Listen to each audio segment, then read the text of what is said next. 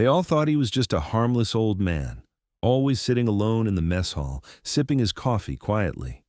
They even joked, calling him Grandpa. But one afternoon, when a photograph on the wall caught his attention, the entire room fell silent, because suddenly, Grandpa wasn't who they thought he was. Every single day, at exactly 11:45, he entered the base mess hall with the same rhythm, the same limp, the same tray balanced in his scarred hands. His boots were worn, his flight jacket stripped of insignia, and his cap pulled low as if he wanted to disappear. He carried himself like a man who had learned to survive by being invisible. To the young recruits, he was nobody. A relic. A man whose presence barely registered beyond the shuffle of his steps and the faint smell of black coffee that clung to him. They had given him a name, Grandpa. It was supposed to be a joke, but in time it became something sharper, something that carried mockery every time it was whispered. Grandpa sat at the same corner table, always near the window, always with his coffee cooling slowly while he gazed at nothing in particular. He ate silently, never interrupting, never joining. To most, he was the definition of unremarkable. And in a building filled with noise, stories about mock dogfights, boasts about landings, exaggerated tales of girls back home, silence was almost offensive. So they filled that silence with assumptions. "Bet Grandpa flew a desk," one recruit joked, his fork tapping the edge of his tray. "More like Grandpa fixed typewriters," another said. Laughter rolled across the table, harmless on the surface, but not harmless at all. Because the man at the corner table heard every word. He never responded. Not once. Not with a smile, not with a protest, not even with the slight tilt of his head. His silence only fueled their certainty. Surely if he had anything worth saying, he would have said it by now. But if anyone had looked closer, if they'd truly paid attention, they might have noticed the way his eyes moved. They didn't drift lazily like a man lost in thought. They scanned, measuring exits, memorizing faces, noting small details. They might have seen his hands, scarred and calloused, not from paperwork, but from something harder, more mechanical, more dangerous. They might have recognized the steadiness in the way he lifted his mug, as if muscle memory refused to let him forget what it was like to control a stick, to feel an aircraft respond like an extension of his own body. But they didn't see. They laughed, and the man remained a shadow. Until one afternoon, the shadow stepped into the light. It began with a photograph. The mess hall walls were lined with frames, black and white squadron photos dating back decades. Rows of young men standing shoulder to shoulder, flight helmets tucked beneath their arms, smiles sharp with the confidence of youth. Most recruits ignored them. The photos were relics of another era, symbols of battles fought long before they were born. But on this day, one lieutenant happened to pause, his tray balanced in one hand, his eyes caught on a particular frame near the serving line. "Hey," he said to his table, pointing with a fork. "Check this out. Doesn't that guy look like Grandpa?" Laughter burst instantly, loud and cruel. "Yeah, right. Next you'll say he shot down MiGs. Maybe he served the coffee back then, too." The sound carried across the hall. At his corner table, the old man remained still. He sipped his coffee, eyes fixed on the photograph. Then he set his cup down. Slowly, deliberately. And for the first time in months, he rose from his seat. The mess hall grew quiet. Conversations stumbled and died as the recruits watched him shuffle across the room, his limp pronounced, his presence suddenly heavy. He stopped in front of the frame, his hand lifted, fingers scarred and steady, and touched the glass. The photo showed a squadron of Phantom F-4 pilots standing proudly before their jets, grins sharp, youth unbroken. In the center of the formation stood a man with calm eyes, helmet under his arm, posture relaxed yet commanding. The resemblance was undeniable. The recruit's laughter withered. The old man's finger pressed lightly against the image, tracing the lines of his own younger face. Then he spoke. His voice was quiet, but it carried through the silence like steel. "When I was younger than you," he said, "that jet behind me was my second home. And those men around me, not all of them came back." No one dared to move. No one dared to breathe. For the first time, the mask slipped. The recruits had thought him harmless. They had thought him invisible. They had thought him a relic, unworthy of their attention. But in that single moment, the air in the hall shifted. He was no longer Grandpa. He was something else entirely, something older, heavier, carved from battles they couldn't imagine.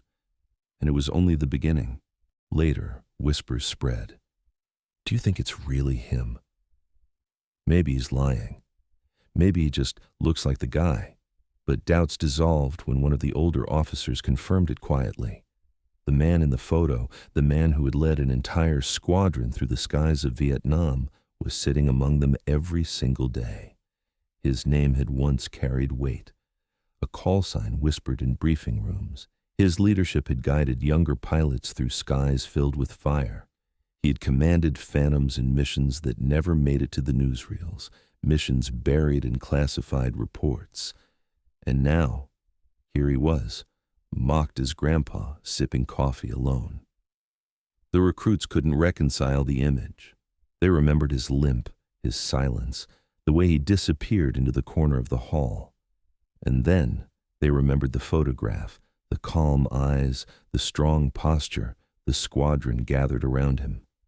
How could those two men be the same? The truth hung in the air like static electricity, ready to break, ready to strike. But he didn't explain further. He didn't boast. He didn't lecture. He simply walked back to his table, picked up his coffee, and sat down again as though nothing had happened. The mess hall buzzed with whispers, but none of them dared to mock him again. The mystery grew. At night, some recruits searched old records. They found fragments, mission reports, declassified scraps, names on rosters. His name appeared again and again, always linked to squadrons flying deep into hostile airspace, missions where odds of survival were slim. There were hints of MiGs brought down, of squadrons returning home because of his decisions. There were rumors he had once led an extraction under fire, bringing his men back when others would have left them behind. But most of the records were redacted, pages blacked out, details missing. His story, it seemed, was meant to remain in the shadows, and that made it worse, because the less they knew, the more they wanted to know. Who was Grandpa? What had he done? And why was he sitting here, invisible, day after day, as though none of it had ever happened? The recruits didn't know it yet, but the answer was far more complicated than a simple war story. His silence wasn't weakness. It wasn't humility. It was something else, something heavier. The photo had cracked the surface, but beneath it was an ocean of secrets, battles, decisions, and ghosts that still followed him every time he closed his eyes. And soon enough, those ghosts would no longer stay hidden. They didn't call him Grandpa anymore, not after that day, not after he'd stood in front of the photograph, traced the younger version of his own face, and broken months of silence with just a handful of words. But if they didn't call him Grandpa, what did they call him? Some recruits avoided calling him anything at all. Others whispered his name when they thought he couldn't hear. One of the older captains called him Sir once by accident, a slip that spread faster than wildfire. The respect, or maybe the fear, had taken root. But respect didn't erase curiosity. If anything, it made it worse. The next week, the mess hall buzzed with tension. Whenever he walked in, conversations slowed. Forks paused mid-air. Even the cockiest recruits kept their laughter to themselves. He sat at the same corner table, drank the same coffee, but now every eye in the room tracked him. They wanted answers. Who was he? What had he done? Why was a man who had led squadrons through Vietnam sitting quietly among them like a ghost? One evening, as the sun dipped low behind the hangars, 3 recruits lingered outside near the flight line. Phantom F-4s rested in rows, their noses pointed toward the horizon as though they were ready to leap skyward at any moment. The jets glowed orange in the fading light, their frames casting long shadows across the tarmac. "Did you see his hand?" one of them asked quietly. "What about it?" "The scars. That's not paperwork. That's ejection seat burns. My uncle had the same marks." Silence followed. It wasn't the first rumor, and it wouldn't be the last. A few nights later, the truth began to slip out, not from him, but from circumstance. The base had a tradition: movie nights, old war reels, documentaries, training footage played in the briefing hall for anyone who wanted to escape the monotony. That night, the projector hummed, and grainy footage filled the screen. Phantoms launching off carriers, afterburners flaring like fire against the sea. The recruits watched lazily at first. Then one sat up straighter. "Wait. Pause that." The operator froze the frame. On the screen, a pilot climbed down from a Phantom, helmet under his arm, sweat streaking his face. His smile wasn't cocky, wasn't boastful. It was calm, centered, the same expression from the photograph in the mess hall. Gasps filled the room. "That's him." They looked toward the back row. He was sitting there, as always, silent, eyes fixed on the screen. When the lights came up, he didn't wait for the questions. He simply stood and walked out. But one recruit followed. The recruit caught him outside, under the dim glow of a flickering lamp. "Sir," he said awkwardly, "that was you, wasn't it? In the footage." The old man turned slowly. His gaze was unreadable, heavy. For a long moment he didn't answer. Then, finally, "Not all of them came back," he said softly. "That's what the camera never shows." The recruit swallowed hard. "What happened, sir?" Silence stretched. Then the old man looked out toward the flight line where the Phantoms gleamed under the moonlight. His voice dropped, quiet but steady.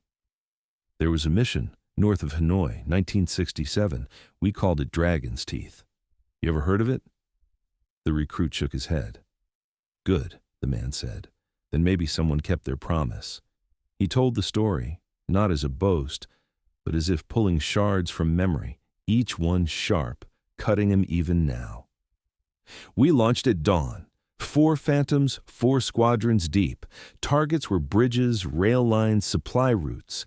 But everyone knew what waited for us: SAM batteries, MiG-21s, anti-air guns hidden in the hills. I was flight lead. Call sign Iron Hand. My men were young, too young. Most had never seen a SAM launch, never heard the sound of flak exploding around them. But they trusted me. And trust, in the sky, is heavier than armor." He paused, his eyes distant. "The first SAM went up before we crossed the Red River. You've never seen fear until you've seen a missile rising at you like a finger from the earth. 1 Phantom went down before we even reached the target. 2 chutes opened, 1 didn't." The recruit stood frozen, barely breathing. "We pushed through, bombed the bridges, but the MiGs were waiting, fast, silver, hungry. They came out of the sun, and for 20 minutes, the sky was fire. I don't remember how many I saw fall, too many. I don't remember how many I brought down, enough. What I remember is the silence after, when it was over and I counted my men and too many were gone." His voice trailed. The recruit didn't know what to say. Finally, the old man turned back to him. His eyes were sharp now, steel cutting through the years. "That's all you need to know. The rest stays buried." He walked away, leaving the recruit with more questions than answers. But the story spread, not from him, but from the recruit who had heard it. And soon the whole base whispered about Dragon's Teeth, about the losses, about the man who had led others through skies filled with fire and returned with scars that never healed. Respect turned into awe, awe into something heavier. And yet, even then, no one knew the whole truth, because the old man had left something out, something that still haunted him. Weeks later, during a storm, the mess hall was packed tight. Rain hammered the windows. Thunder rattled trays on tables. The recruits clustered together, restless, voices raised above the storm. Then the power flickered, lights dimmed, and in the half-dark, someone asked the question none had dared before. Why did you stop flying? The hall went quiet. Every eye turned to the corner table. The old man sat there, coffee in hand, staring at the storm outside. For a long time he didn't move. Then he set the cup down, pushed back his chair, and stood. His limp seemed sharper in the shadows. Because one day, he said, I brought everyone home, except one. The storm filled the silence, and no one laughed ever again. They never called him Grandpa after that, but they never truly knew his whole story either, because the man who had led phantoms through the skies of Vietnam carried ghosts that couldn't be explained in words, ghosts that lived in silence, in scars, in the quiet way he scanned every room as if the enemy might still be waiting. And as long as he lived, those ghosts would never let him rest.